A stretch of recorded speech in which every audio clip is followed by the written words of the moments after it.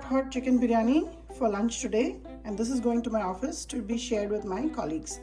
Let me show you a detailed recipe of how I prepared this. Today I'm going to marinate for chicken biryani.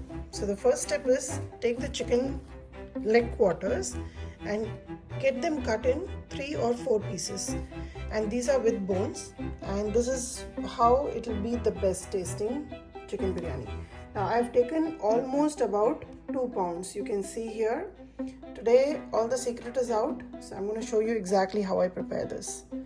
So take the almost 2 pounds of chicken biryani, and I'm going to take it in a container.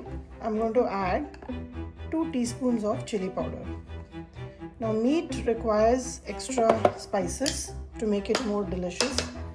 Along with this, I'm going to use 1 full teaspoon of my homemade pure Garam Masala. This is very flavorful, so be careful. Along with this is Sindhi biryani mix, and I think this is one of the best biryani masala I've ever used. So I'm going to put the whole packet of this Sindhi biryani mix in this, the whole packet. And this has a lot of spices and whole spices as well, which makes this biryani really delicious. Along with this, I'm going to add almost about 3 tablespoons full of ginger garlic paste. Now all these masalas come with salt, so be careful adding. I'm going to add 2 teaspoons of salt in here. This is 1/8 cup of lemon juice. You can even eyeball about 2 tablespoons, which is going to be the same amount. I'm going to mix this whole thing very well. This marination is done. Now for biryani, ideally try to use chicken thighs, boneless, or even better is the leg quarters. Make sure you get them cut in 3 pieces or 4 pieces so it's easy to manage. Now let this sit for about 10 minutes. In the meanwhile, I'll prep for the masala. Okay, along with the chicken, I'm going to add potatoes. These are 2 Idaho potatoes, and they are about medium size. I'm going to peel them first and then chop them into big cubes. I've washed the potatoes and I'm just soaking them in water. Now you can see these are nice and big pieces of potatoes. Now I'm using the diced tomatoes. Ideally, we prefer the crushed tomatoes. So this is the 14-ounce can, and I need 1.5 cans of this tomatoes. So what I'm going to do is I'm going to put it inside my chopper, run it so it is all crushed up. And I already have another half a can which I had used, so the balance is here. So use 1.5 cans of crushed tomatoes or diced tomatoes. Make sure you grind it well. Just use this chopper and crush the tomatoes. If you have crushed tomato can, that is even easier. So just take this out. Step 1, marinate the chicken. In the time it is marinating, cut the potatoes. Take out the crushed tomatoes. Now let's make the masala for the Here is half a cup of oil, and I've just turned on the gas. Now before it gets too hot, I'm going to throw in the potatoes. Drain the water and put the potatoes. In goes the potatoes. Do this before the oil is hot, otherwise it will all be on your hands and you can get hurt. And on top of it, I'm going to add all the tomatoes. Chicken is well seasoned. Now to season the potatoes and tomatoes, add about 2 tablespoons of ginger garlic paste in here. And along with this, I'm also going to add 1 full teaspoon of salt.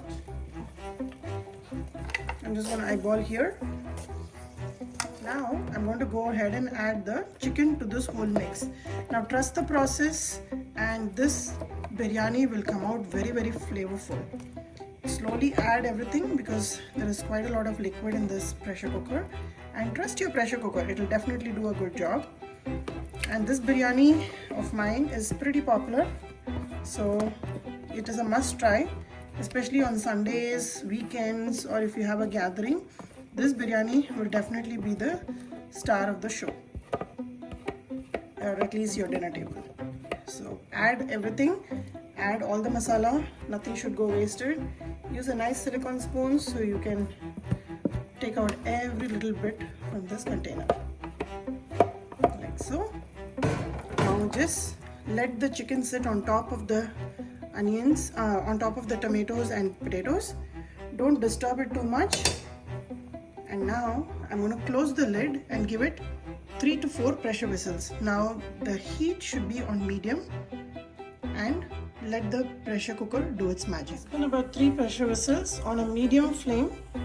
Now just allow this pressure to settle down, and this button needs to pop down that says it's safe enough to open the pressure cooker. Now let it be on the side and we'll prep for it. Pressure whistle has settled, and now I'm going to open it and show it to you.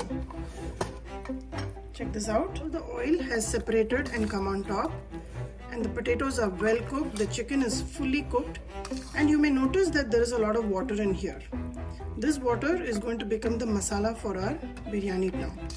Now there is one ingredient which I'm going to add, which is going to change the consistency of this gravy. Measured out 1 cup of fried onions, which I'm going to add in here. Turn on the gas on a high heat, because now we don't want to cook the gravy. We just want the onions to be absorbed in the gravy and make it nice and thick.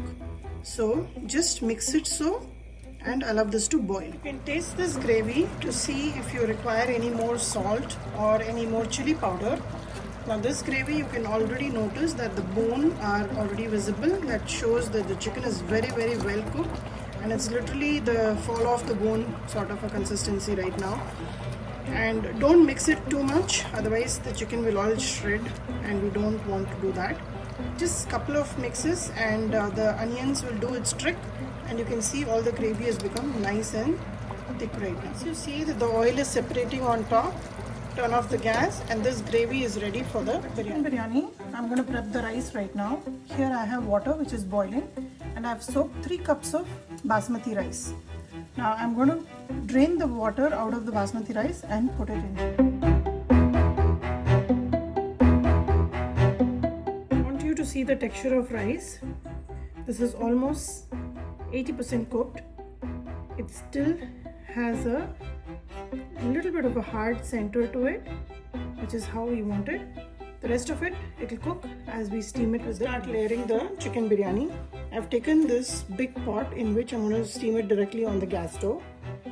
Take a little bit of the gravy first and add it at the bottom.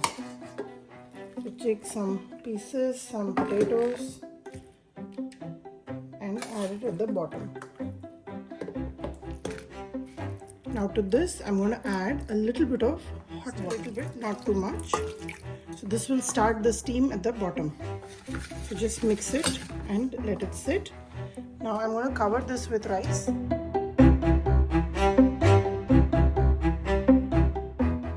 Add a little bit of the fried onions. This will catch for any extra moisture if there is any.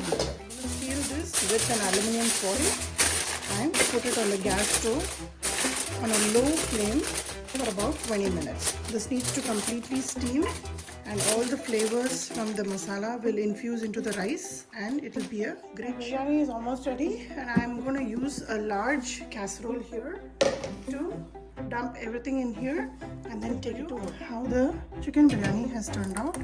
Slowly release it and be careful so that you don't get hit by the steam. And there you go. It's steamed well, and I'm going to pour this whole thing in the casserole.